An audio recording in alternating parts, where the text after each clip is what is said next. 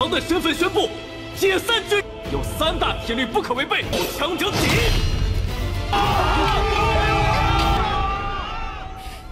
是刘峰那边有什么情况吗？饿肚子了。好，你详细说说吧。大人，这可怎么办？不过他有私心呢，不能一点都不顾及圣庙，是为了让他带领远东。你不是要回圣庙一趟？光明王，我愿意。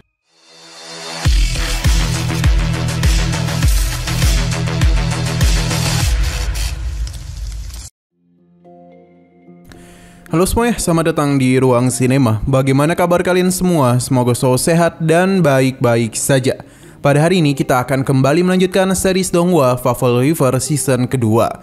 Kita sudah membahas season pertamanya pada channel Ruang Film 2. Untuk tahu lebih lanjut tentang series ini, kita sarankan untuk nonton season pertamanya dulu.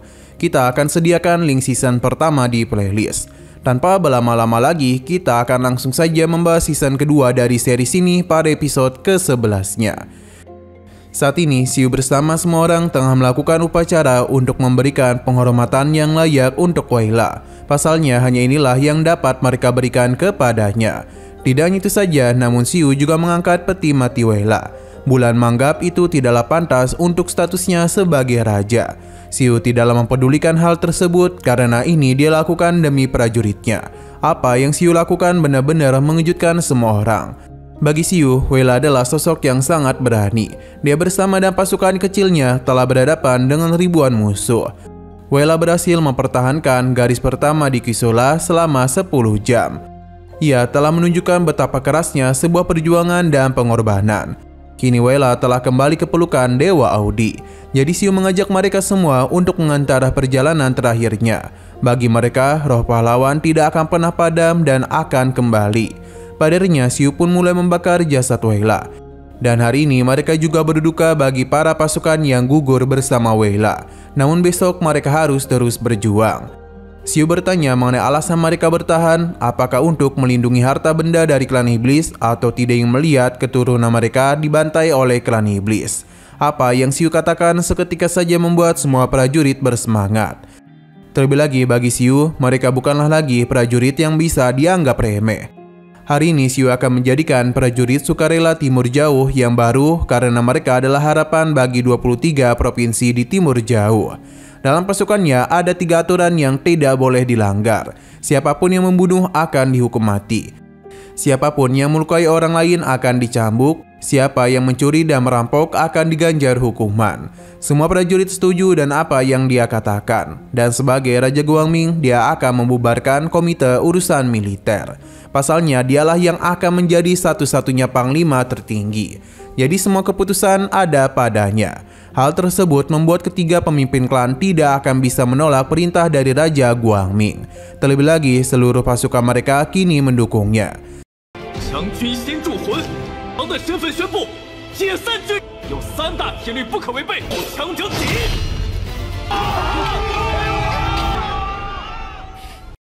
Setelah semua itu, Xiu pun beristirahat, di mana gurunya tahu betul kalau Xiu tengah banyak pikiran. Padahal dia sudah membubarkan komite militer dan menjadi komandan tertinggi.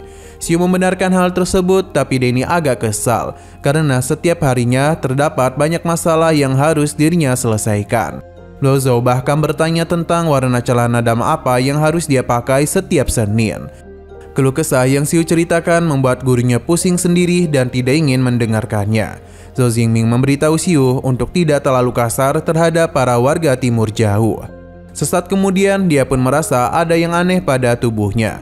Jadi Zhou Xingming pun memilih untuk kembali melakukan perjalanan. Mengetahui hal itu membuat Xiu sedih karena sangatlah sulit baginya menemukan keberadaan gurunya. Bahkan jika dia membutuhkan bantuan sekalipun, semua itu tergantung lagi pada takdir. Sepertinya menjadi muridnya itu sangatlah sulit. Zhou Xingming menyarankan Xiu untuk meninggalkan pesan di dalam gua jika dia ingin menemuinya. Xiu paham, hanya saja ia tidak tahu kapan pesannya akan dibaca oleh gurunya. Ketika dirinya hendak tidur, gurunya pun pergi meninggalkan Xiu. Yang mana lagi dan lagi gurunya itu meninggalkan 2 buah telur untuk makanan muridnya. Pada akhir tahun 781 kalender kekaisaran, Dilin telah menerima sebuah pesan, yang mana dia merasa adiknya itu akan dalam masalah besar. Benar saja pesan ini sudah sampai kepada Xiu, di mana baginya Mingyu telah memberikannya sebuah hadiah besar. Karena dokumen itu jugalah Mingyu datang secara khusus kemari. Xiu mencoba untuk tidak mendengarkan hal itu, namun Bai memaksanya, yang akhirnya Xiu pun mau mendengarkan kalau keluarga telah mengeluarkan undang-undang baru yang melarang perdagangan dan peredaran bahan-bahan obat yang mereka butuhkan, juga termasuk seperti senjata, kuda perang, dan yang lainnya juga masuk dalam undang-undang tersebut. Untung saja senjata dan semacamnya masihlah mereka butuhkan, tapi cadangan pangan di kota sudah menipis. Padahal masih ada 3 bulan lagi hingga masa panen pada tahun ini selesai. Dengan kata lain, mereka itu akan kelaparan. Xiu bingung mengapa undang-undang ini baru dikeluarkan, padahal perang di wilayah timur sudahlah selesai. Kemungkinan ini berasal di tempat Liu Feng. Mingyu pun kurang tahu akan hal itu, tapi yang pasti Stelling sudah dikirim untuk berjaga di kota Milton. Jika keluarga Liu Feng benar-benar berperang besar, maka klan iblis akan memfokuskan serangan mereka pada timur jauh. Maka karena itulah Xiu pun memutuskan pergi ke kota atas. 买卖我们急需的药品，是刘峰那边有什么情况吗？饿肚子了。哈，你详细说说吧。大人，这可怎么办？ Kita lalu berpindah ke kota Milton, di mana Stelling sudah sampai di sana. Dalam perjalanan tersebut, dia pun berpapasan dengan seorang wanita yang sempat mengejutkannya. Hanya saja dia mencoba untuk tidak terlalu mempedulikan hal tersebut dan kembali melakukan perjalanan. Di sisi Xiu, Bai bersama yang lainnya mencoba mencegah kepergian tuan mereka. Pasalnya ini terlalu berisiko, karena bagaimanapun mereka masihlah menjadi buronan keluarga, dan Xiu adalah orang yang paling dicari saat ini. Xiu meminta para bawahannya untuk memberikan doa-doa yang baik saja dan jangan mengutuknya. Xiu memberikan Bai potongan wortel yang dia gunakan sebagai cap sampel. Mingyu berencana untuk pergi bersamanya, namun Xiu melarangnya, karena dia itu harus kembali mengawasi desa Bulu, karena itulah pondasi pasukan Xiu mereka. Sedangkan Bai diminta untuk tetap di sini agar bisa menjaga kota Kerni. Lao Zi mencoba menanyakan tugasnya, namun kedua rekannya meminta ia untuk diam saja, karena Lao Zi itu lebih banyak mengacau daripada membantu. Bagi Xiu, Lao Zi masihlah dapat diandalkan. Berhubung Guali tidak ada di sini, jadi Lao Zi akan menyamar menjadinya. Berarti dia yang pergi ke kota atas haruslah dirahasiakan. Melihat Lao Zi yang lesu, Xiu mencoba menghiburnya. Pasalnya dia itu memiliki banyak keunggulan. Namun Xiu tidak dapat mengarang hal tersebut karena Lao Zi memang tidaklah memiliki banyak keunggulan. Sebelum pergi, Xiu berharap rekannya bisa menjaga diri mereka dengan baik. Di sisi lain, Menluo mengungkapkan perasaan kesalnya karena harus menuruti perintah manusia. Jadi dia mengajak mereka untuk melakukan kudeta. Tapi Lao Zhou mengingatkan Raja Guangming adalah sosok yang dipilih oleh kuil suci. Bulan mengingatkan mereka kalau Raja Guangming telah membawa mereka sampai sejauh ini. Hanya saja Soxi mulai berpikir kalau Raja Guangming sepertinya memiliki kepentingan lain, karena tidaklah mungkin dia membantu warga timur jauh begitu saja. Berhubung dia sudah menjadi penguasa tertinggi, mungkin bisa saja mereka ini tengah dalam masalah. Jika hal itu terjadi, maka mereka dapat menghiraukan perintah dari kuil suci. Menluo setuju dan apa yang dia katakan. Lao Zhou berencana untuk membuat petisi agar bisa melakukan hal itu, agar bisa mengirimkannya kepada Budan. Berhubung Bulanin kembali ke kuil suci, jadi mereka meminta untuk menitipkan surat ini kepadanya. 把指挥权交出来！ 如果他有私心呢？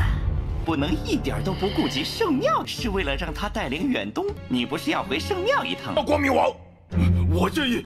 3 hari kemudian, Budan telah membaca surat petisi yang ditulis oleh ketiga pemimpin klan.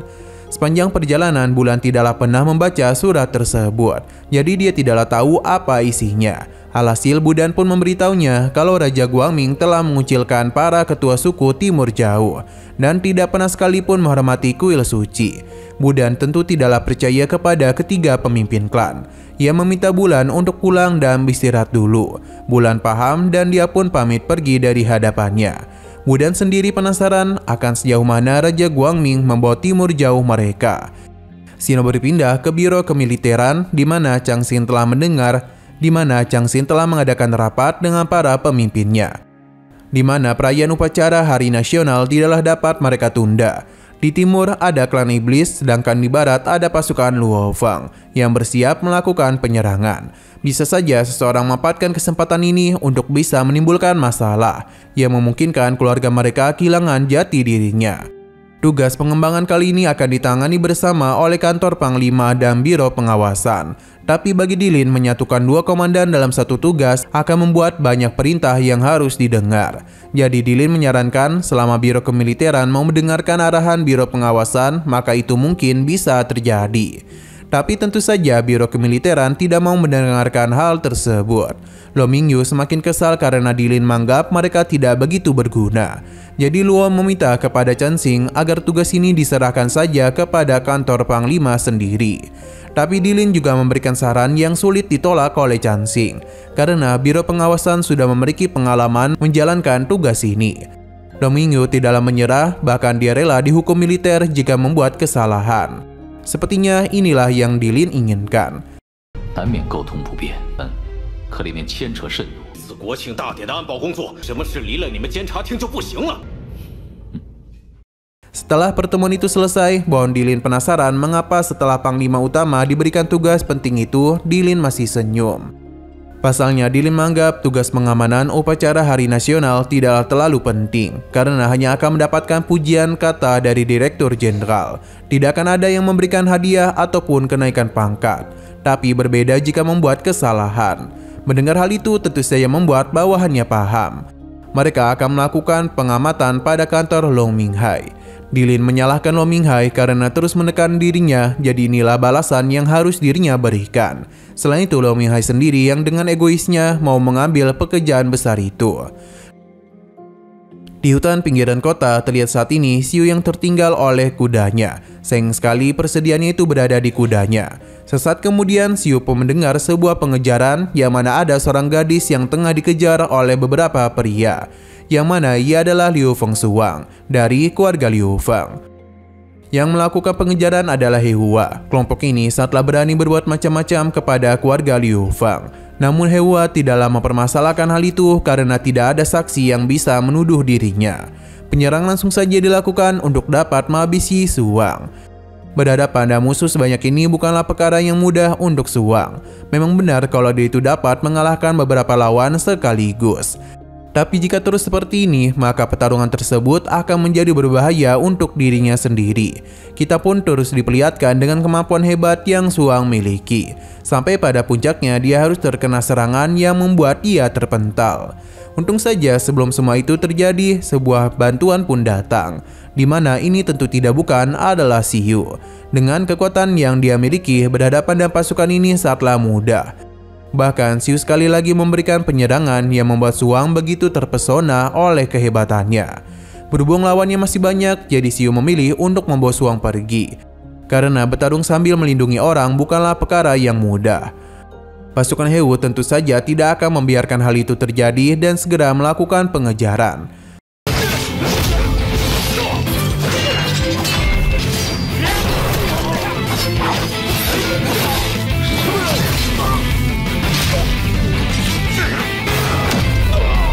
Hanya saja mereka itu telah melakukan pengejaran yang salah. Pasalnya Xiu menggunakan jubah Huang untuk mengecoh para pasukan itu. Xiu akan menganggap jubah ini sebagai tanda terima kasih dari gadis tersebut.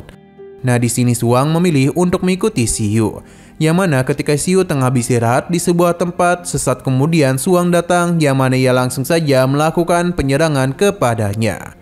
Nah, sayang sekali lagi seru-serunya, episodenya pun harus bersambung dulu. Oke, sekian dulu pada video kali ini. Untuk video selanjutnya akan segera hadir.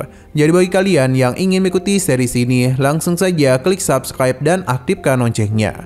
Terima kasih yang sudah menonton video sampai habis. Jika kalian suka pada video ini, klik like dan share ke teman-teman kalian tentang channel ini. Dan ditunggu aja kelanjutannya. Oke, sampai jumpa di video selanjutnya.